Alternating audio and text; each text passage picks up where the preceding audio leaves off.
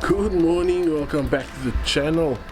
Today is we're going back to our roots. We're doing unboxing and review. We've got a delivery coming through from Takealot today, and I want to see how this little device that we got actually works, and if it's truly AI as they say. So join me and let's get unboxing. Oh, 1 second. If you're new to this channel, lightly tap that subscribe button, down near the bottom. There's a subscribe button. Tap that button for me, it will mean the world to me. It takes you 60 seconds and doesn't cost you a single cent. Please do that and I will appreciate the world out of it. Anyway, let's get back to the unboxing and let's see this once it arrives.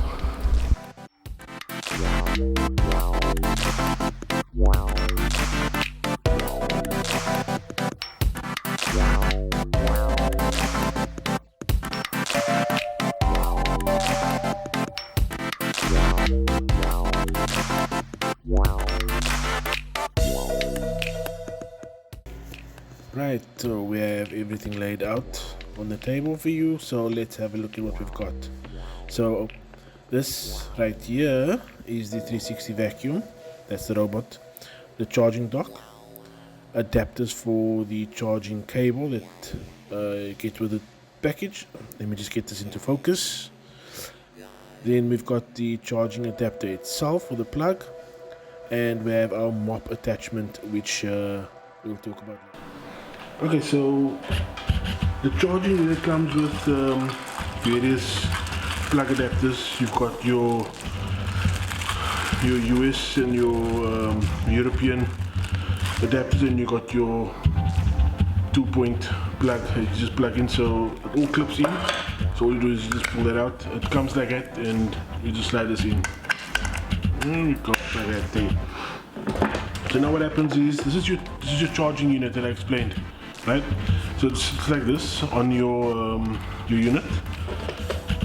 You're gonna plug in your cable into the unit over there, and obviously just run your existing cable, whatever's left that you wanna tuck in and around, something to that effect, so that you have a neat out there. So let me get this things hooked up and then I'll show you what it looks like afterwards. Okay, so to neaten everything up, we've got the charger plugged into the unit, and then I just curl the cable around and it's ready to be plugged in. Right, so this is the base that your 360 Robo Vacuum cleaner is going to sit on when it parks itself and goes back to the charging unit. So your charging unit will fit in this gap over here. It's got some stickers on that you need to peel off and paste down onto the floor where you're going to be mounting your protective cover. This is just to prevent for any water splashes or anything getting from the mop unit, which is this one over here. This is your mop unit that you add your water and your detergent and it plugs in. I'll show you now. It plugs into the Robo Vacuum itself. But this unit here is just to protect the floor in case you have carpets from any leakage or spills from this unit. So let's get this stuck down and let's get this charged up and we'll see what it does. Alright, as you can see, it's plugged in and its charger's plugged in, it's charging, and this is where it will live. So this robot automatically maps where the charger is, and once it's done vacuuming and everything, it will automatically come back to the pad and it will line up with the charger and charge itself if needed. Okay, next steps we need to do is download the app and register on the app. So you enter an email address that you want to utilize for registering on the app, and we're going to register and then see how things go. Be back shortly. Okay, so we've registered now on the app and we've gone through everything, and we have to now set up the Robo Vac with the app, pair the two so that we can start using the Robo Vac. So let's go and do that.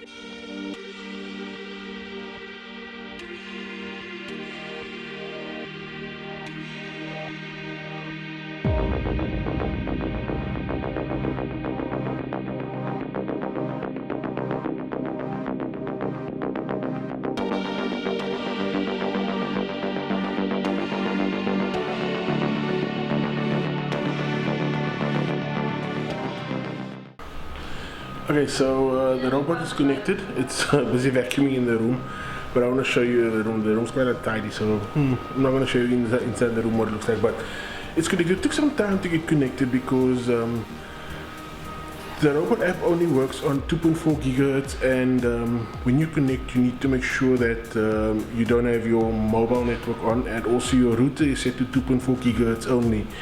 If you have 2.4 and 5 gigahertz active on your router, the app's not going to connect the robot at all. It's going to kick it out the whole time. So I had to learn the hard way, and telling you guys now that if you're going to buy one of these, make sure that you turn off your 5 gigahertz and also your mobile data when connecting the robot app to the Wi-Fi network. I'm going to run in the bedroom. It's at 56% power, so let me show you quickly. Let's do this.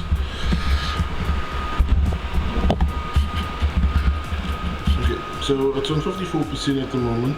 This thing won't focus. Also, there we go, 54%, and it's learning the system. So you can set it to pause as well. So I'm going to pause the cleaning quickly to see what's happening. So I'll pause cleaning, and it's going to make its way. Right. So I've paused the cleaning. As you can see in the app, it shows. It shows that you can start cleaning again. It's on pause now, so the robot is stopped. So I'm going to start cleaning again and initiate the Wi-Fi connection. There we go. And it's starting up again, so we start cleaning again. The battery power on this thing will go through now shortly. So what the robot does is she learns the layout of the house as you go along. And I've done the bedroom and the lounge to learn the room, and we've done the kitchen already. So what I'm doing now is having to clean the entire house and having to see how she works on that. She will bump into furniture as she learns the ropes and where she can go and where she can't go, but that's not a problem.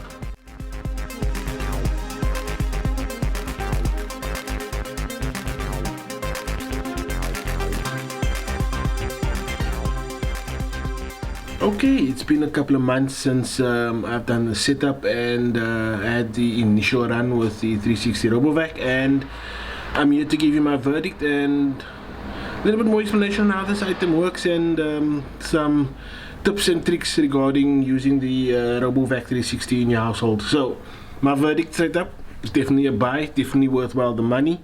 You can buy it on Takealot. I'll leave the link down below. Purchase on Takealot, or if you're in the States, you can purchase one of these on Amazon as well. I'll leave the link down below. A couple of things that I will suggest or advise you on, that if you have items in the room like side tables or chairs, laundry basket or something, remove that, put it on the bed or out of the way so that the Robo Vac doesn't bump into it. And make sure that if you have a step like this, that you close your door, because otherwise the Robo Vac will fall down or will get stuck on that step, and you have to then move it and reset it to continue again. Now there's a couple of things that you need to know of this Robo Vac. It has sensors on. One is the LiDAR sensor.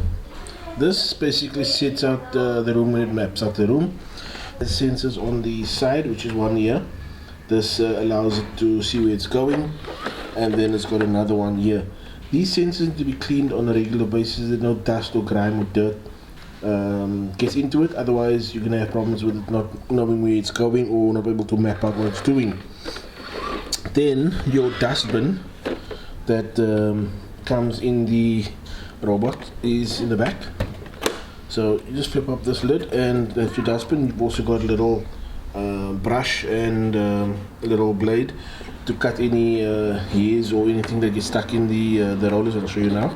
And to clean your dustbin, just pull it out. It's got the filter, and yeah, you just unplug it, pull the filter out, clean it, dump your dirt, and you plug it back in. And the charges. Your roller at the bottom, which is detachable, and you need to clean that, as well as the side brush. You unscrew it and you clean it up.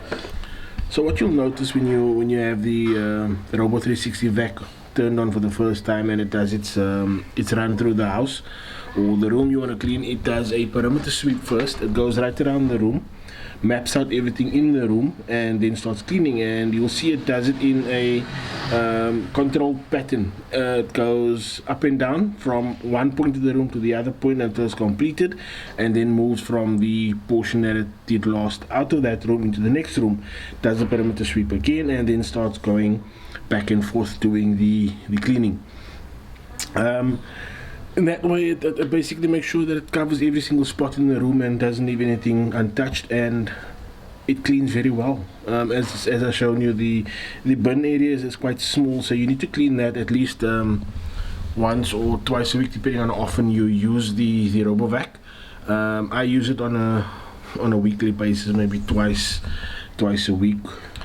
So on the app, you do have a guide to how long you have before you need to clean the sensors and service the brushes and stuff like that. Gives you percentage wise and how many hours you've got. I normally clean it every second week. And there's a mop function as well, which I haven't tried out yet. Didn't find the need for it because I'm old school. I use bucket and mop. Other than that, what I can say is that if you are a busy individual, professional individual, or someone that has little kids in the house, the Robo Vac is an absolute need and a must that you must do. Yeah, so that's basically it. The Robo Vac is definitely something that I would recommend for you guys. That's it from me. I thank you very much for watching and spending this time going through this video with me. If you found this useful and if you liked the video, leave a thumbs up, subscribe, leave a comment. It will mean the world to me and help me grow this channel immensely. I appreciate all of you, and I'll catch you in the next one.